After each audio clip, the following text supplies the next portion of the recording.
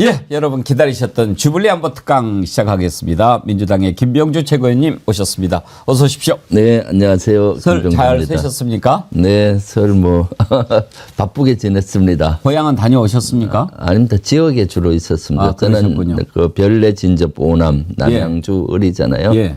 그리고 수도권에 있으면서 시위도 가고 내란 진압을 위해서 또 열심히 하면서 고향 가실 시간도 없으시죠? 네, 네. 예.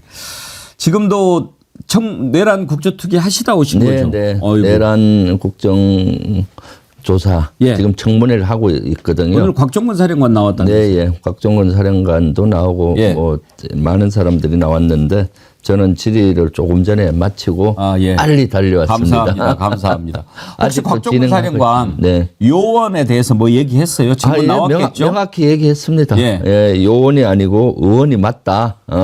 본인은 그렇게 해유당할 사람이 아니다. 그것은 그 당시 문을 부수고 들어가서 국회의원을 끄집어내라. 정적수가 아직 안 찬 것 같다. 국회의원을 끄집어내라. 명확히 국회의원이라고 얘기를 했었고요. 근데요. 아무리 상상력이 좋아도 어떻게 그걸 요원이라고 할 생각을 할까요? 네, 그렇죠. 근데 지금 가만히 네. 보면 그걸 요원이라고 한 게 윤석열이나 김용현 머리에서 나온 게 아니고 네. 보면은 그런 것 같아요. 김용현이랑 윤석열이랑 사전에 입을 맞추지는 못한 것 같고 네. 김용현도 나올 때 무슨 이야기를 할까 서로 궁금해 있던 상황이니까 아마 네. 이런 정도만 코치를 한 게 아닌가 싶어요. 윤석열 쪽 변호인이 당신은 우리가 그냥 뭐라고 질문하면 맞습니다만 이야기해라. 네. 그렇죠. 우리가 알아서 할 테니까. 네. 그렇게 했다가 요원이라고 한 게 맞지요? 그러니까 예 그렇습니다. 막 이렇게 했던 것 같지 않습니까? 네, 그렇죠.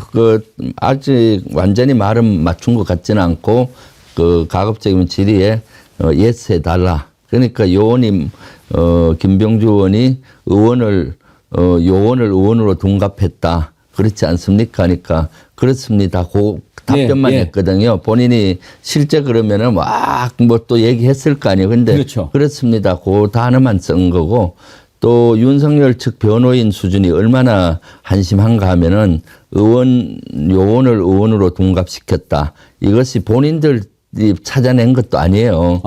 극우 유튜버에서 그런 공격을 좀 했어요. 예.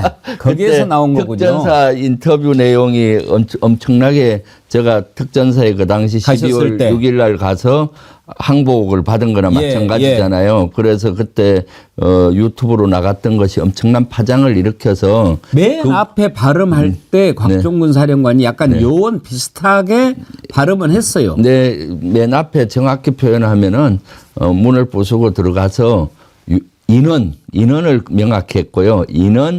요원을 끄집어내라 이렇게 얘기를 들렸어요. 요원은 좀 적게 해서 거기 불명확했고요. 그래서 일부러 최고위원님이 확인을 했잖아요. 그러니까요. 국회의원을 끌어내라는 얘기였죠. 이렇게. 네, 예. 그때 동시에 박선원 의원하고 저도 통상 군인들은 군인 용어를 쓰잖아요. 인원은 군인들은 일반적인 사람의 통칭을 인원이라고 하고 그러니까요. 또 특전사는 요원이라는 게 입에 붙어 있잖아요. 특전사 요원. 요원들이라고. 일반적인 사람을 인원 요원이라고 해요. 군에서도 버스 안에 있는 인원 좀 확인해봐. 인원 이상무 맨날 하다 보니까 사람들을 인원이라고 그래요. 근데 국민들은 이해를 못하지 않습니까? 그래서 그 얘기를 하길래 동시에 박선원 의원도 국회의원 물었고요. 저는 그때 제가 질의할 때여서 박선원 의원도 동시 국회의원에서 저도 국회의원을 의미하는 거죠. 라고 물으니까 네, 그렇습니다. 하고 그다음부터는 계속 국회의원이라고 얘기를 했어요. 근데 그 하나를 잡아갖고 제가 마치, 둔갑수를 써서 둔갑시켰다라고 했고 오늘 또 국민의힘 의원들이 과간했던 것이, 또 오후에 12월 10일 날 국방위가 열렸을 때 곽종근 사령관이 나와서 대통령 전화를 받고 그때 문을 부수고라도 끄집어내라 이 발언을 했거든요. 그걸 가지고 또 민주당 의원들이 해유해서 그런 거 아니냐라고 막 질의를 했어요. 그래서 곽종근 사령관은 해유한 거 아니다. 내가 진실을 얘기하려고 얘기한 것이다. 라고 명확히 얘기를 했죠. 네. 근데 저는 국민의힘 참 이해가 안 가요. 예를 들어서 국회 의원을 요원이라고 한다는 그런 말도 안 되는 머리를 극우 유튜버를 통해서 배웠다고 쳐요. 그런 얘기를 했을 때 그래도 이건 말이 안 되니까 국민의힘 의원들이 그런 것까지는 좀 너무 지나치고 이렇게 나가야 되는데 그걸 또 편성을 하고 부안해동을 해요. 네. 왜 그럽니까? 그러니까요. 그래서 오늘 제가 신상 발언을 통해서 따끔하게 혼을 냈어요. 국민의힘 모 의원이 그 요원 인원을 마치 제가 회유한 것 같이 하고 그런 이야기 하는 사람이 있었어요? 예. 오후에 또 대통령 전화를 국방에서 얘기한 거는 우리 민주당 의원들이 회유했다. 이렇게 해서 제가 그거 너 배경 똑바로 알고 해라. 누구였습니까? 임종덕 의원이었죠. 임종덕 의원이 또 그랬어요? 네. 그러니까 뭐 저 부성찬 의원도 신상 발언을 통해서 막 혼을 냈거든요. 그랬더니까 본인이 뭐 제보 받은 내용을 얘기했다. 제보는 확인을 해서 해야 되는 그래야죠. 것이지 무조건 얘기하네요. 그러니까 부성찬 의원이 화가 나서 임종덕 의원이 최상병 죽음과도 관계가 있지 않냐고. 네. 나도 그거 제보 받았다. 한 방 먹였죠. 잘했네요. 아니 사실 또 그건 또 따져볼 만한 일이에요. 네. 그러니까 최상병 죽인 게 임종덕 아니냐. 나도 그렇게 제보 받았다. 네. 그 제보 받았다고 그냥 얘기하냐. 확인하고 얘기하는 거지. 예. 본인은 그런 제보를 받아도 확인하고 얘기하는 거고 여기서 하는 거가 아니다라고 부성찬 의원이 한 방 먹였죠. 아니 그래도 적어도 그냥 정치만 하다가 그렇게 한 사람은 정말 그렇게 할 수도 있다라고 쳐요. 임종덕 의원도 그 출신 아닙니까? 네, 그럼요. 참 그 어떤 군인으로서의 긍지와 자부심 이런 것을 어디 용산 어디 쓸바에다 버려놓고 온 겁니까? 제일 안타까운 부분이 그 부분이죠. 그런데 임종덕 의원은 아마 윤석열과 한 몸일 거라고 저는 봐요. 왜냐하면 안보실 2차장을 했잖아요. 그래서 완전 그 윤석열의 변호사 역할을 지금 국정조사 청문회에서 하고 있고요.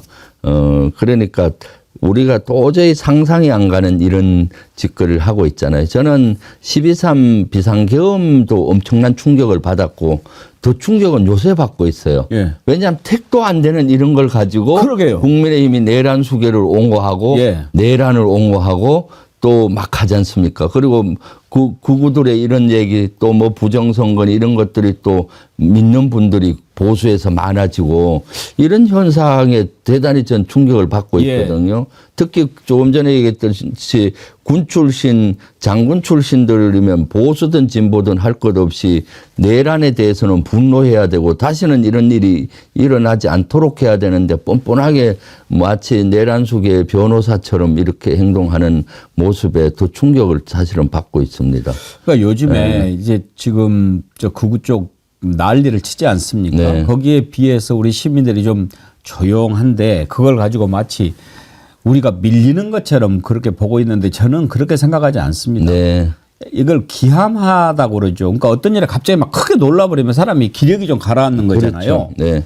이게 좀 말이 되는 얘기를 가지고 해야 네. 뭐 서로 논쟁도 하고 토론도 하고 할 거 아닙니까? 네. 그렇죠. 그런데 국회의원을 요원이라고 하고 그걸 질서 유지 차원에서 했다고 이렇게 말도 안 되는 얘기를 하니까 이건 어떤 상대가 안 되는 것 같아요. 네, 네, 그렇죠. 그리고 오늘 또 각종군 사령관이 대통령의 거짓말 몇 개를 또 거짓말이라고 확인을 했어요. 그 중에 하나가 비상계엄 해제 결의안이 본회의에 12월 4일 01시 02분에 통과됐잖아요. 그때 윤석열은 그거 통과돼서 본인이 병력을 철수시켜라라고 지시했다고 했는데 그것은 사실 각종군 사령관이 결심을 하고 김용현 전 국방부 장관의 건의형 보고를 하고 철수시킨 거거든요. 그래서 윤석열이나 김용현이 지시한 게 아닌데 마치 결과론적으로 본인들이 지시해서 철수시켰다라고 이렇게 명확히 거짓말이다라고 얘기를 했고요. 또 대통령이 질서 유지를 위해서 국회 질서 유지를 위해서 병력을 투입했다라는 거는 자기는 전혀 동의할 수가 없다. 그런 얘기는 12.3 내란이 다 끝난 후에 사후에 방송이나 이런 걸 통해서 그렇게 주장한다는 들었다라고 정확히 얘기를 했죠. 네. 질서 유지를 위해서 도끼로 문짝을 부숩니까? 그러니까요. 그 말이 되는 얘기를. 네. 그러니까 그 좀 어떻게 변명을 하거나 네. 뭐 방어 논리를 내세워도 좀 상식적으로 말이 되는 얘기를 해야 되는데 네. 이해가 안 돼요. 그렇죠. 그리고 오늘 하나 제가 좀 오후에 더 밝힐 게 하나 있는데 비아폰 있잖아요. 네, 네. 오늘 윤건영 의원이 아침에 오전에 질의를 쭉 했는데 비아폰을 경호처에서 분배한 사람을 추적하면은 이분들이 다 비상계엄의 관련자다라는 생각을 했어요. 왜냐하면은 저는 특전사령관은 원래 비아폰을 갖고 있습니다. 고위급들은. 군에서는요. 근데 오늘 보니까 그 본인이 갖고 있는 비아폰도 있고 경호처에서 별도로 하나 받았더라고요. 대통령실로부터.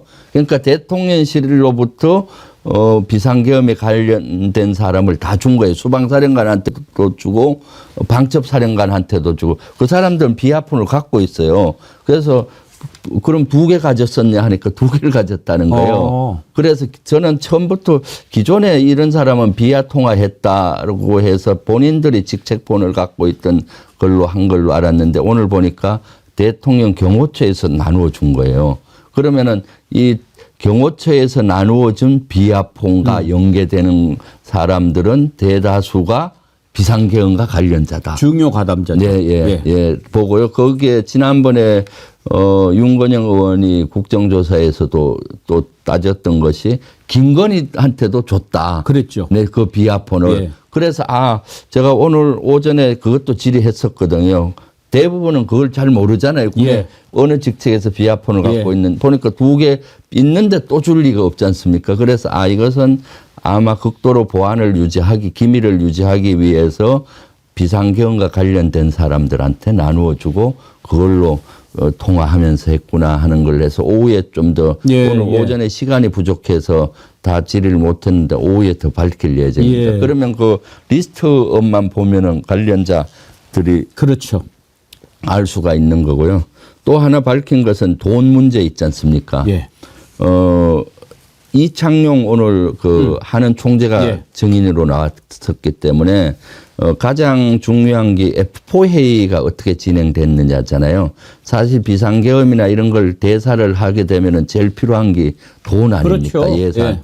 그래서 윤석열이가 최상목 부총 그 당시 전 부총리 지금 부총리 맞죠? 부총리한테 입법기구 문서를 줬지 않습니까? 예비비를 확보하라. 국가 비상 입법기구 예산도 확보하고 뭐 이런 거였는데 10시 30분에 12월 3일 날 바로 최상목한테 전화를 받았다는 거예요. 비상계엄 되자마자. 이창용 총재가? 네네. 그 F4 회의를 참가하라고. 그래서 11시 40분에 F4 회의가 열렸더라고요. 바로 1시간 후에. 그러면 전화를 받았을 때 비상계엄 때문에 열린다라고 통보를 받고 갔다는 거예요. 그래서 갔을 때 사실은 예비비를 어떻게 확보할 건지에 대한 논의를 하는 것이 당연한 걸로 보이잖아요. 그런데 본인은 발뺌은 하더라고요. 비상계엄을 하면 환율이 오르고 뭐 하기 때문에 환율이나 뭐 이런 걸 통제하는 회의를 했다라고 하는데 그것은 그냥 그것도 했을 수도 있지만 실제는 예비비를 어떻게 확보할 건지에 대한 저는 대통령 지시사항을 어떻게 이행할 건지 그걸 최상목 부총리가 주관했다 그러고 그래서 그건 저녁에 결론이 안 나서 내일 아침 사항을 보고 다시 판단하자 해서 그 다음날 12월 4일 아침 7시에 또 회의를 했더라고요. 7시 회의한 거는 밝혀지지가 않았는데 오늘 밝혀졌어요. 그런데 비상계엄이 해제가 됐기 때문에 특별한 논의는 없었다는데 아마 왜 7시에 하자 하고 헤어졌겠어요. 돈 이거 인물 줬잖아요. F4회의에서 내일 아침까지 예비비 어떻게 각출할지 어떻게 할지 안을 갖고 와서 7시에 얘기합시다. 이렇게 했을 확률이 높잖아요.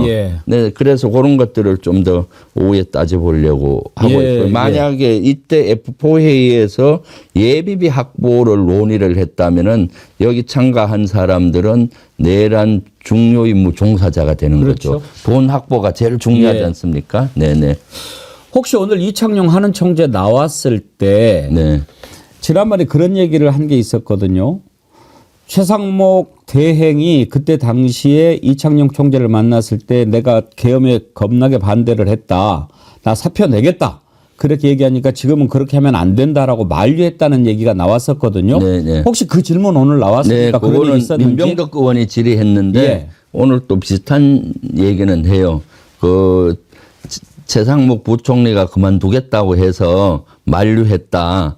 그리고 그 만류만 했냐, 언제 그만두게 하냐 하니까 환율이나 이것이 안정될 때까지는 해야 되지 않겠나라고 얘기를 했다라고 증언을 했는데 예. 그러면 반대 비상계엄에 반대하거나 이렇진 않았냐 하니까 그런 논의는 한 적이 없다라고 예. 하니까 사실은 이 모두가 사실은 부하 수행으로 봐야 되죠. 예. 예. 반대를 못했으니까. 그래서 요 회의에 관련된 거는 기록도 안 남겼고 본인 말들은 아마 어딘가 남겼을 확률이 있는데 다 지금은 발뺌은 하고는 있죠. 그렇지만 어쨌거나 F4 회의를 비상계엄이 있고 나서 바로 1시간 후인 11시 40분경에 했고 그 다음날 12월 4일 7시에 또 회의를 하려고 계획을 했고 실제 했고 이런 것들은 비상계엄과 관련된 회의인 거죠. 사실은. 그렇게 보이기 때문에 이런 것들이 사실 수사를 통해서 더 밝혀져야 될 것 같아요.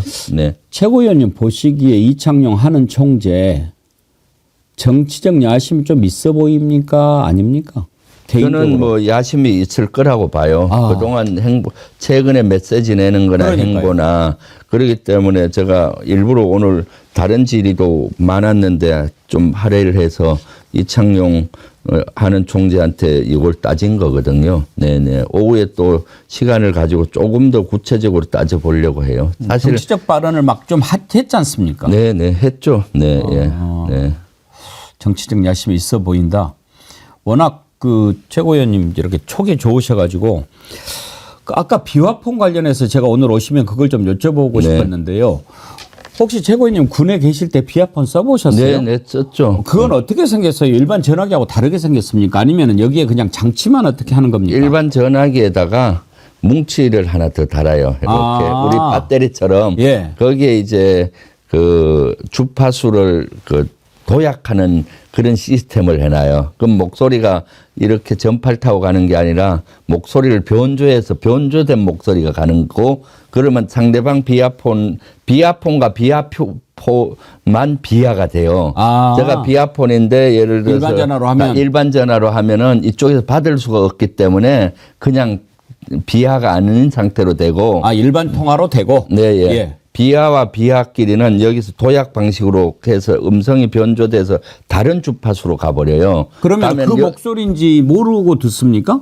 목소리도 일반 전화처럼 또렷하지는 않아요. 약간의 변조가 되는데 많이 듣다 보면 알죠. 예. 네, 그렇게 완전 변조 형식은 아니고 목소리는 우리 핸드폰만큼 뚜렷하진 않고 그렇지만 누구 정도는 아는데 그 변조란 게 음성 변조가 아니라 우리가 예를 들어서 이렇게 하면은 500메가헤르츠로 예. 이렇게 주파수가 간다 하면 그거를 2500메가헤르츠나 다른 주파수 대역을 만들어서 쏴버리거든요. 예. 그럼 그쪽에서도 비아폰을 받으면 그 안에 장치에서 다시 음성으로 복원해서 이렇게 듣게 하는 거죠. 그러면 포렌식은 됩니까? 포렌식이 아마 어려울 거예요. 그것은 녹음이 잘 안 되고 예. 그다음에 기록은 아마 서버에는 남을 것 같아요. 예. 기록은. 근데 그 안에는 어떤 시스템인지 모르겠어요. 저희도 그것을 쓸 때도 그걸 국정원에서 만들었거든요. 예. 그래서 그 비아폰도 쓸 때 조심했어요. 왜냐하면은 국정원은 알 것이라. 이것이 오히려 저희 군인들끼리 예. 우리 저 장군일 때 야 이거 국정원이 저들 들으려고. 그러니까요. 말만 비화폰이지 실제로는 우리는 못 듣는데 국정원은 만든 사람은 들을 거 아니에요. 예. 그래서 쓸 때도 사실 좀 찝찝한 면이 그렇죠. 있었어요. 예. 그래서 아마 저는 이번에 대통령실에서 경호처에서 비아폰을 또 다 나누어 줬잖아요. 예. 비아폰 있는 사람한테도. 근데 형태는 조금 다른 형태인 것 같아요. 그래서 이번 비상계엄을 위한 비아폰을 나누어 준 것 같다라는 예. 생각이 들어서 오후에 이걸 또 따져보려고 합니다. 이번에 이제 경찰이 김성원 차장 그 자택 압수수색해가지고 비아폰을 압수했다고 그러거든요. 네, 예. 그러면은 그런 거를 좀 지금 뭐 포렌식도 안 되고 그런다고 그러는데 압수한 거 가지고 뭔가 나올 게 있을까 그게 좀 궁금하더라고요. 포렌식은 될 텐데 그 안에 기록들이 일반 통화는 기록이 남는지 또는 뭐 음성이 남는지는 잘 모르겠어요. 그거는 그 비하폰을 만든 조직에서는 알겠죠. 예. 네네. 일단 압수를 안 한 것보다는 나으니까 네. 보겠습니다만은 그게 어떻게 될지 상당히 궁금한데요. 네. 이제 오늘 오후에 또 헌재에서 이진우 전 수방사령관, 여인현 방첩사령관 그리고 홍장훈 전 네. 국정원 1차장 이렇게 나와서 변론하는데 윤석열이 또 나온다는 거 아닙니까? 네네. 거기에서 그 전에 이제 김용현하고 했던 것처럼은 안 될 거고 당연하죠. 다른 사람은 몰라도 홍장훈 차장은 네. 완전히 이제 정면으로 당신이 이렇게 얘기했지 않냐라고 할 것 같은데 네. 이진우, 여인영 두 사람은 어떻게 할까요? 제가 봤을 때 이진우는 뭐 사실대로 얘기 안 하고 공소가 되고 있어서 본인은 수사를 받고 있기 때문에 답변 드릴 수 없겠다로 일관할 확률이 있고요. 예. 지금까지 청문회 와서도 일관한 거니까 여인용이 캐시션 마크예요. 예. 여인용이 마음이 좀 많이 바뀌었다 그래요. 본인 때문에 부하들이 많이 지금 고충을 겪고 있고 예. 또 위에 김용현이나 또는 대통령이 책임지는 모습을 안 보이고 있잖아요. 전부 다 자기한테 또는 쓰리스타급한테 다 덤태기를 씌운 꼴이 되고 있지 않습니까?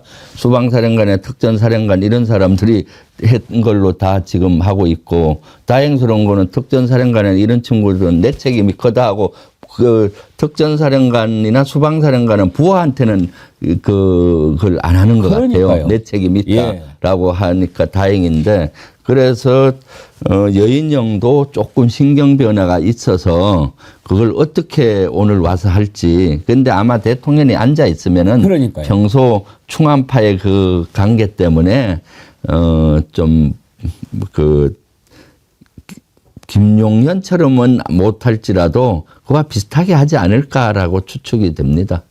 예. 하여튼 오늘 이제 윤석열은 나온다고 그러는데 네. 곽종근 특전사령관도 증인으로 채택이 됐습니까? 헌재에서? 예, 금요일 날 나오고 금요일 날? 목요일 날 그때 윤석열 나올까요? 나오겠죠. 왜냐면 곽종근 사령관 앞에서 거짓말 못 할 텐데요. 네네. 지금도 그 국정원 1차장이 나오니까 전 1차장이 나오니까 윤석열 나오지 않습니까? 예. 아마 오늘이 더 신랄하게 될 수가 있고요. 그 다음에 곽종근 사령관도 있는 그대로 진실만을 오늘 또 계속 지금 본인은 지금까지 계속 진실만을 얘기했다. 앞으로도 하겠다라고 얘기했기 때문에 목요일 날 곽종근 사령관은 있는 그대로 얘기할 것 같아요. 네. 그렇지만은 또 항상 사람이 한 분 관계가 맺어지면 그것이 무의식 속에 있잖아요. 예. 대통령 대 쓰리스타 하면 좀 움츠러드는 면은 있죠. 여기 청문회처럼 자신 있게 얘기는 못할 확률이 있어서 거기에 뭐 가림막을 가리든 뭐 목소리만 듣게 하든 이런 방법이 필요할 걸로 보이는데 모르겠습니다. 어떻게 그렇게 할지. 최고위원님 보시기에 현재까지 청문회 진행하면서 그나마 저자는 좀 깊이 반성하고 뉘우치고 좀 개전의 정이 보이는구나 하는 사람들은 누굽니까? 저는 뭐 특전사령관이나 예. 일부 그 밑에 있던 군인들은 그런 형태를 반성하고 이런 분들 그 증인들이 많고요. 그다음 수방사령관이나 또는 일부 특전부대에서도 여단장 중에 일부는 그런 모습을 안 보이는 사람도 있고 그렇습니다. 아. 네. 그렇게 좀 그 반성을 하고 그러는 사람들은 좀 적극적으로 증언을 해주면 우리가 진실을 아는데 도움이 많이 될 텐데. 네, 말이죠. 지금 많이 되죠. 사실 곽종근 그 특전사령관이 지금 많은 도움이 되고 있죠. 있는 그대로 많이 얘기를 해주고 있어서. 네. 그리고 지금 그 윤석열 출석하라고 그랬는데 안 하고 있지 않습니까? 네. 오늘 동행명령장을 발부했다라고 하는 기사가 떴던데 동행명령장 발부됐습니까? 네네. 발부됐는데 오늘은 아마 그 윤석열은 저 오늘 그 헌재하고 겹쳤기 때문에 예. 불출석 사유서를 낸 것 같았는데 예. 그거는 그런 것 같고 김용현은 동행명령장이 나가는 걸로 알고 있습니다. 네. 그러면 여기 안 나오면 어떻게 됩니까? 안 나오면은 사실 국회법에 의해서 벌금이나 뭐 그 처벌을 받을 수가 있거든요. 그래서 요것은 종합해서 나중에 위원회에서 어떻게 할지 논의를 해야 되는데 아직까지 그 논의는 하진 않았습니다. 나올 거라고 보십니까? 윤석열?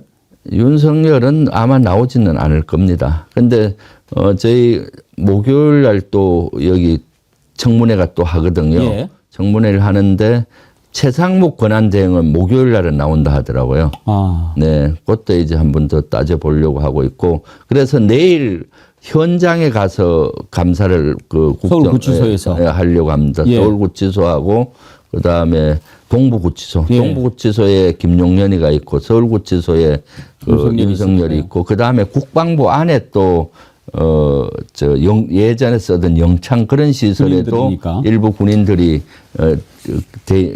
있는 것 같아요. 예. 그래서 국방부도 갈 예정인데 최종적으로 시간 계획은 아직 오후에 의결을 할 것 같습니다. 그러면 내일 만약에 서울구치소로 가가지고 네. 이제 청문회를 하는 겁니까? 면담을 하죠. 면담을? 네. 아마 그때는 카메라 없이 예. 면담 형식으로 질의하고 뭐 이렇게 하고요. 그 다음에 이제 끝나고 나서 기자들 앞에 백불하는 형식이 되지 않을까 싶습니다. 윤석열이 거기는 나올까요?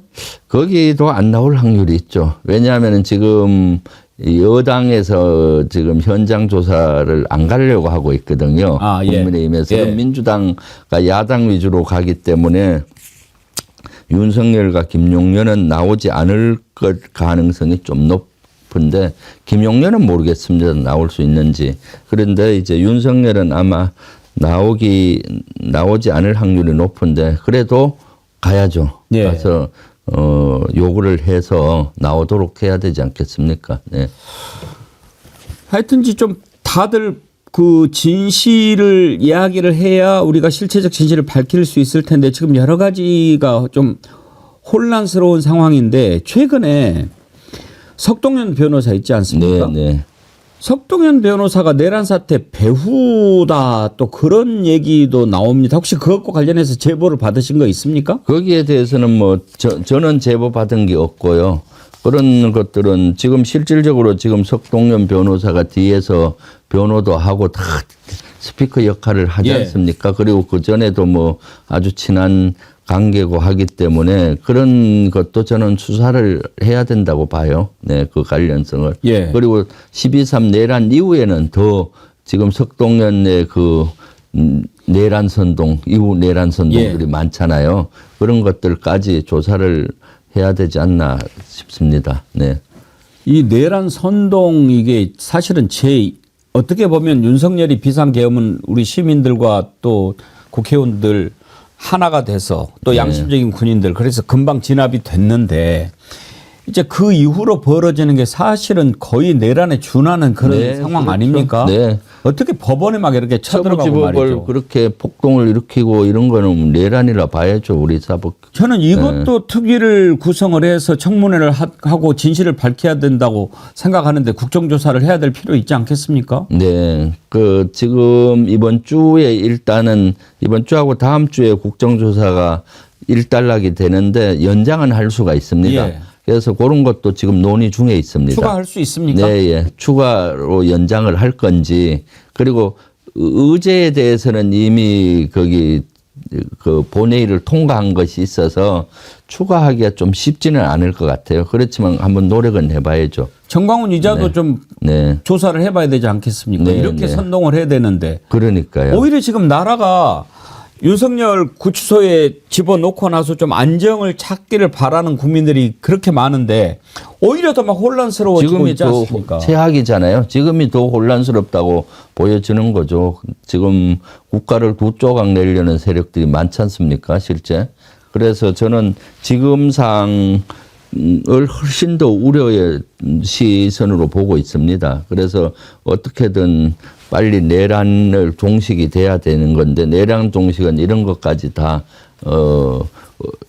활동들이 저런 활동들이 없어질 때까지 해야 되는 거죠. 네. 사실 지금 빨리 안정을 되찾아야지 트럼프 지금 저렇게 막 아주 뭐 벼락같이 하고 있는데 우리 코스피 폭락하죠. 환율 급등하죠. 이거 보통 문제가 아닙니다. 네, 네. 그렇죠. 하여튼 이제 우리 김병주 최고위원님이 그래도 계셔서 든든한데 국민들이 걱정이 많습니다. 네, 그럼요. 한 가지만 더 여쭤보겠습니다. 이재명 대표가 SNS에 해병대 공관을 복원해야 된다 이렇게 글을 올렸더라고요. 네, 네. 왜 이 얘기를 하는 거죠? 아, 그것은 당연히 복원을 해야죠. 왜냐하면 해병대 사령관 공간이 경호처장이 쓰고 있습니다. 지금요? 네, 예. 아. 그러니까 한남동 안에 보면은 옛날 지금 윤석열은 외교부 장관 공간을 뺏어서 들어갔고 예. 경호처는 육군 본부 공간을 뺏어서 들어가고 경호처장은 해병대 사령관 공간을 뺏어서 들어간 거예요. 그것도 아주 일주일 만에 나가라고 해서 그것도 해병대 사령관이 일주일 후에 자제분 결혼식이 있었는데 그런 것도 고려 안 하고 내쫓아 버려서 그때 그 사모님하고 얼마나 개인적으로 고통을 겪었는지 모른다 그러더라고요. 그런 일이 있었군요. 근데 그 해병대 사령부는 공간은 되게 상징성이 있어요. 그거 국민선거인가 또 해병대에서 십시 일반에서 돈이 없을 때 만들었다 하더라고요. 나라 돈으로 안 만들고요? 예, 그렇게 알려지고 있거든요. 예, 그리고 한남동 전체 지역 공간 간저 지역이 원래 해병대 땅이에요. 그렇습니까? 네, 예. 그래서 해병대 공간을 제일 먼저 거기에 지었었고, 그 다음에 거기가 12.12 구테타가 또 거기서 일어났어요. 그랬죠. 예. 그때 육군 총장 공간이 있는데, 예. 그때 정성화 육군 총장 공간을 전두환 보안사 세력들이 가서 총격전을 벌이고 할 때 사실은 해병대 사령관 공간을 지키던 해병대 헌병들이 그 내란 세력과 싸워줬어요. 그래서 거긴 의미가 있는 지역이고 그래서 빨리 비정상의 정상을 위해서 해야 될 것 같고 그때 일주일 만에 해병대 사령부 공간이 그렇게 오랫동안 지속되는 역사와 전통을 자랑하는데 뺏겨버렸잖아요. 예. 그래서 해병대의 자존심이 엄청나게 손상이 됐거든요. 사실 불법적으로 강탈을 당한 겁니다. 그랬군요. 예, 그래서 사실은 비정상의 정상화는 해병대 공간부터 돌려야 된다. 청와대에 있을 때는 비서실장이든 경호처장이든 청와대 경내에 안 있었습니다. 그 옆에 있지 경내 않습니까? 밖에 있었죠. 그런데 굳이 한남동 간저가 있는 지역은 경내에 들어갈 필요가 없는데도 불구하고 경호처장이 거기 강탈에 가면서 그 안에 국방부 장관 합참의장이 있거든요. 그럼 낮밤으로 다 통제가 가능하잖아요. 그러니까 이런 지금과 같은 내란 비상계엄을 꿈꾸고 그런 지역이라서 빨리 저는 비정상의 정상화로 그 환원을 해야 된다고 보고요. 그걸 이재명 대표께서 아주 메시지를 적기에 냈다고 봅니다. 그런 차원에서 네. 하신 거군요. 네네. 네. 원래 해병대가 지금은 해군에 소속이 돼 있죠. 네네. 근데 그전에는 그렇죠. 독립돼 있지 않았습니까? 독립돼 있다가 또 뭐 해군으로 해체됐다가 들어갔죠. 해군으로 들어간 건데 예. 그러다 보니까 조금 예산도 이제 해군에서 받고 인사도 해군에서 하고 뭐 이렇게 하다 보니까 해병대 자체에 애로가 많거든요. 그래서 별도의 군으로 하기는 뭐 하지만은 실제 별도의 독립성을 좀 더 보장을 해야 되겠다 하는 것은 지난번에 이재명 대표 지난 대선 후보 때도 공약이기도 해요. 그래서 이번에도 해병대를 조금 더 독립적으로 해줘야 되겠다. 예. 예산건이든 인사건이든 뭐 여러 가지 권한을 그래서 해병대 자체 내에서 모든 것을 할 수 있게 여건을 보장을 해주겠다. 그것도 해병대에서 아주 원하기도 하고요. 그래서 그런 메시지를 이번에 같이 내신 겁니다. 최고위원님도 해병대 독립할 필요가 있다고 생각하십니까? 완전한 독립은 뭐 필요 없겠지만은 독립성을 좀 더 보장해 줄 필요는 있죠. 왜냐하면은 항상 해군에 치이다 보니까 해군에서 예산이 있으면 해군 우선이잖아요. 그렇겠죠. 그러다 보니까 예를 들면은 이번에 저희들이 공약으로 엮고 해결했던 경우가 해병대 회관 복지시설이 하나도 없었어요. 해군 회관은 있는데 그러니까 그런 복지 예산 이런 경우는 해군 예산인데 그런 거 지으려면 한 500억 에서 1,000억 들잖아요. 그런데 해병대 복지 예산들은 한 50억 정도도 채 안 돼요. 1년에. 그러니까 해군에서 이래 나가니까 별로 많지가 않잖아요. 그러니까 그런 것들이 독립성이 보장된다면은 훨씬 더 자체 그것은 될 수가 있죠. 지금 미국 해병대 US 마린은 어떻게 돼 있습니까? 독립이 돼 있습니까? 어디에 소속이 돼 있습니까? 미국 해병은 독립이 돼 있죠. 그렇군요. 예, 미국은 사실은 해군 해병대가 거의 같은 규모입니다. 거기하고는 저희가 비교할 수가 없고요. 왜냐하면 미국은 해양 전략을 쓰기 때문에 주로 그 본토에서 전쟁을 안 하고 원정을 나가서 전쟁을 하잖아요.